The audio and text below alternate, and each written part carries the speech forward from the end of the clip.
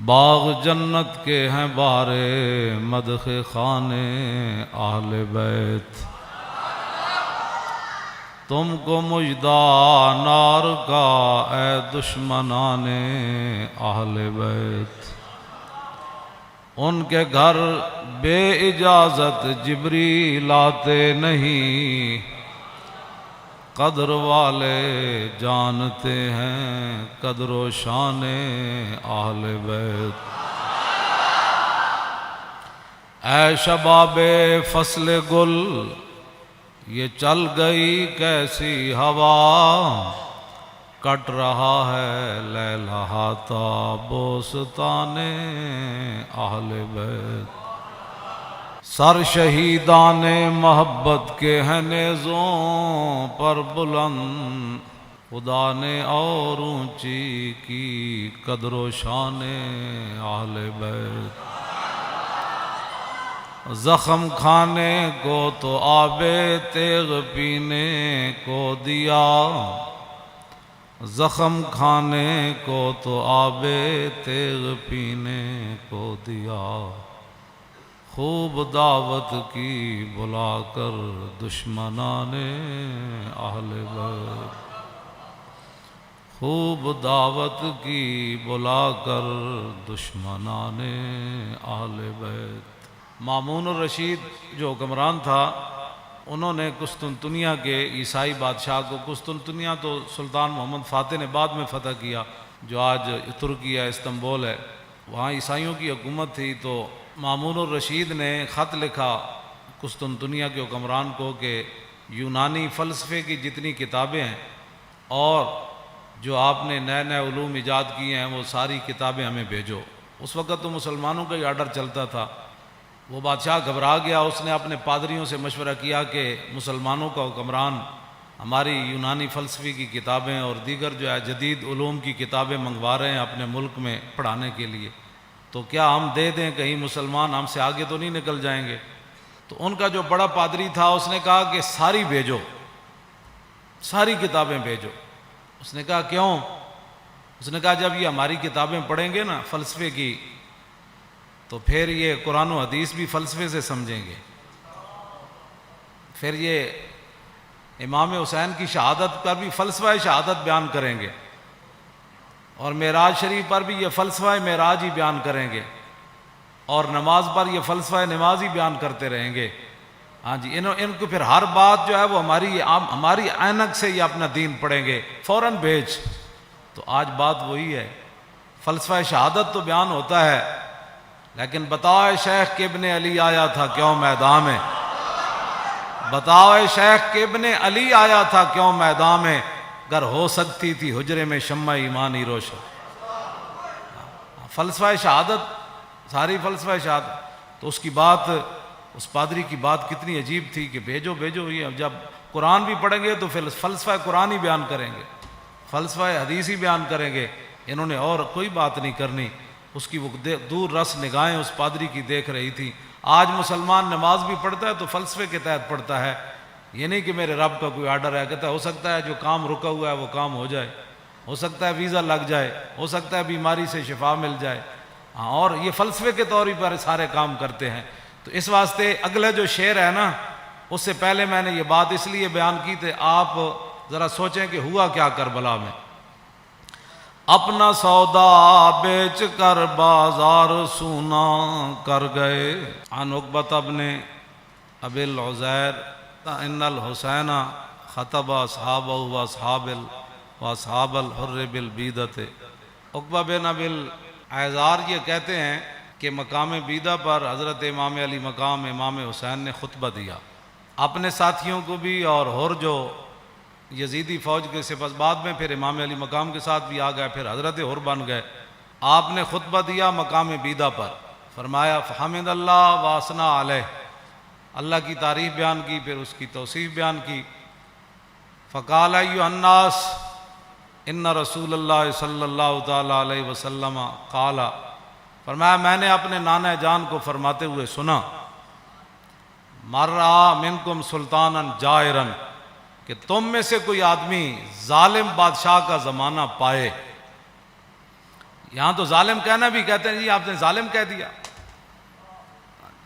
مرّا منکم سلطانا جائرا، تم میں سے کوئی آدمی ایسے بادشاہ کا زمانہ پائے جائر، جو ظالم بادشاہ ہو، مستحلا لحرم اللہ، جو اللہ تعالیٰ کی حرام کردہ چیزوں کو حلال کر رہا ہو، ناقصا لعہد اللہ، وہ اللہ کے ساتھ عہد و پیمان کر کے پھر اس کو توڑ رہا ہو. کلمہ پڑھنے کے بعد تو پھر نگاہ اور بندے کا رخ اور بندے کی ساری باتیں پھر ادھر ہی ہونی چاہیے نا. لو جی مرّا منکم سلطانا، اے مولا حسین دا خطبہ ہے. مرّا منکم سلطانا جائرا مستحلا لحرم اللہ ناقصا لعہد اللہ مخالفا لسنت رسول اللہ، اور یعمل فی عباد اللہ بالاسم والعدوان.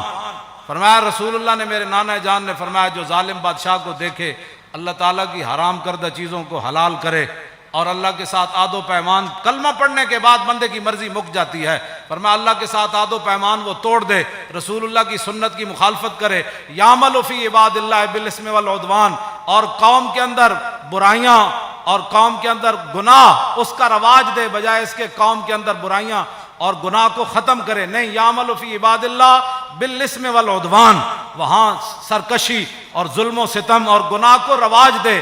فلم یغیر علیہ بقول ولا فعل وکان حقا علی اللہ ان یدخلہ مدخلا. مولا حسین فرمانے لگے کہ پھر میرے نانا جان نے کیا فرمایا، ان حالات کو دیکھ کر کوئی بندہ اپنی زبان سے اور اپنے ہاتھ سے اس ظالم کا ہاتھ نہیں پکڑتا تو اللہ رب العالمین قیامت والے دن جس جگہ اس ظالم کو داخل کرے گا نا، وہ تماشا دیکھنے والے کو بھی داخل کر دے. ہمیں بھی بہت سارے لوگ مخلصانہ مشورہ دیتے ہیں، آپ کو کیا پڑی ہے، اس معذوری کی حالت میں آپ جیلیں کاٹتے ہیں، یہ کرتے ہیں، وہ کرتے ہیں، جی یہی بات ہے، کیا پڑی ہے آپ کو. دیکھیں بڑے بڑے لوگ، بڑے بڑے متقی پرہیزگار اپنے آستانوں پر بیٹھے ہیں، اور بڑے بڑے شیوخ حدیثیں پڑھا رہے ہیں، اور بڑے بڑے مدارس چل رہے ہیں. آپ کو کیا مصیبت پڑی ہے؟ کیوں جی، جو چیز مولا حسین کو لے کر کربلا میں گئی نا، وہی چیز خادم حسین کو بھی پریشان کرتی ہے. آگے آپ نے کیا فرمایا، الا ان ہؤلاء قد لزموا طاعۃ الشیطان وترکوا طاعۃ الرحمن واظہروا الفساد وعطلوا الحدود واستاثروا بالفیء وانا احق بالغیر. آپ نے فرمایا دیکھتے نہیں یزید نے کیا کام شروع کر دیا، قد لزموا طاعۃ الشیطان، یہ سارے کے سارے شیطان کے اطاعت گزار بن گئے، وترکوا طاعۃ الرحمن، اللہ کی اطاعت انہوں نے چھوڑ دی، واظہروا الفساد، ہر جگہ انہوں نے دنگا و فساد برپا کر دیا، وعطلوا الحدود، اور اللہ تعالیٰ کے احکام اور اس کی حدود کو معطل کر دیا، واستاثروا بالفیء، اور قومی خزانہ لوٹ کر کھا رہے ہیں. یہ امام حسین نے پھر آگے پہلے یہ بات فرمائی، پھر آپ نے فرمایا حسین مقابلے میں کیوں آیا، چشم گریاں، مزرعے اور گلا کٹ کر نمازے، اور شمر کا خنجر گلوئے خشک پر چلتا رہا، اور بزم حق روشن رہی اور حق کا دیا جلتا رہا.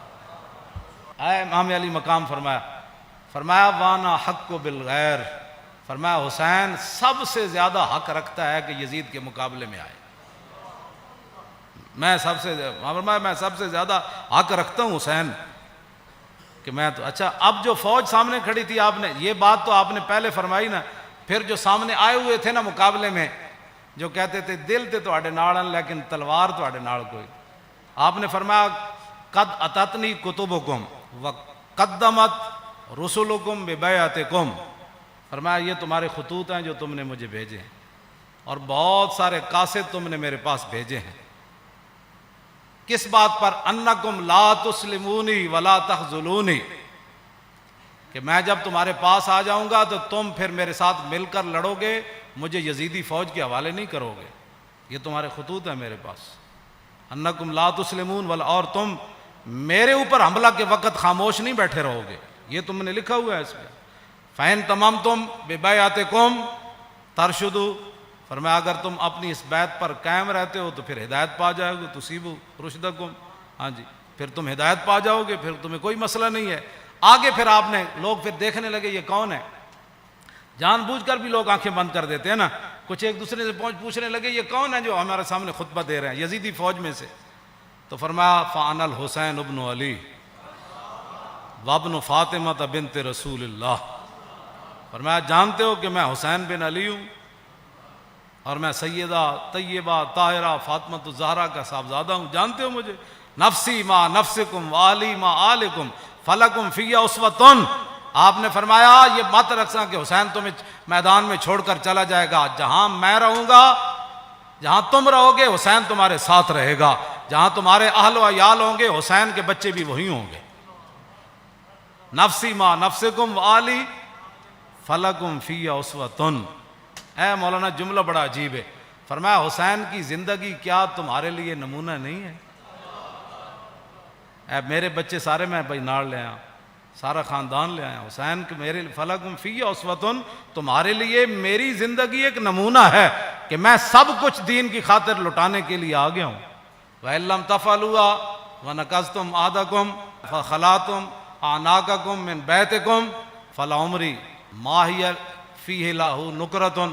آپ نے فرمایا کہ اگر تم میرا ساتھ نہیں دیتے اور جو تم نے وعدے کیے وہ توڑ دیتے ہو، میری بیعت تم ختم کرتے ہو، تو اللہ کی قسم مجھے اس پر کوئی زیادہ تعجب نہیں ہے. لَقَدْ فَعَلْتُمُوهُ بِأَبِي وَأَخِي وَابْنِ عَمِّي مسلم. فرمایا مجھ سے پہلے تم میرے ابا جی کے ساتھ بھی یہ غداری کر چکے ہو، اور میرے بھائی حسن کے ساتھ بھی تم غداری کر چکے ہو، اور میرے چچا زاد بھائی مسلم بن عقیل کے ساتھ بھی غداری کر چکے. وَالْمَغْرُورُ مَنِ اغْتَرَّ بِكُمْ فَحَظَّكُمْ أَحْطَاطُمْ وَنَصِيبَكُمْ دَيَّاتُمْ. فرمایا تم سے بڑا کائنات میں بد نصیب کوئی نہیں، جن کو اللہ نے اتنا بڑا حصہ دیا اسلام کی خدمت کرنے کے لیے کہ محمد الرسول اللہ کے نواسے خود آ گئے تمہارے پاس اور پورا خاندان لے کر آ گئے. فرمایا تم سے بڑا کائنات میں بد نصیب کوئی نہیں. جو حصہ تمہارے حصے میں آنا تھا، جو خدمت آنی تھی، تم نے اس کو ضائع کر دیا. آخر میں پھر آپ نے یہ جملے کہہ کر اپنا خطبہ ختم کر دیا. فمن نقص فانما ينقص على نفسه. فرمایا جس نے اپنا عہد و پیمان توڑا، قیامت والے دن اس کا وبال اسی پر آئے گا. حسین آج برات کا اعلان کر رہا ہے. آگے کیا آخری جملہ فرمایا؟ فَسَيُغْنِ اللَّهُ عَنْكُمْ. السلام علیکم ورحمۃ اللہ وبرکاتہ. بس یہ کہہ کر آپ نے خطبہ چھوڑ دیا. آپ نے فرمایا ان قریب حسین کو رب تم سے بے نیاز کر دے گا. اور پھر السلام علیکم ورحمۃ اللہ وبرکاتہ کہہ کر آپ نے خطبے کو چھوڑ دیا. مزید ویڈیوز اور اپڈیٹس کے لیے یوٹیوب پر علامہ Khadim Hussain Rizvi official channel subscribe کریں اور بیل آئیکن پر بھی کلک کریں.